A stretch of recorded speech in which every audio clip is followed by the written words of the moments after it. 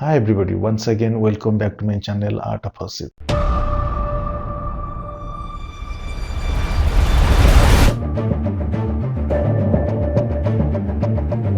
My dear all, I'll show you a creative artwork called Surrealism art. Let me explain about Surrealism. It was a moment of artistic movement and also literature and political movement. It was started by Andre Breton 1924. In simple example I am explaining, just you watch a tree and that tree you are doing as it is, that is called realism or realistic art.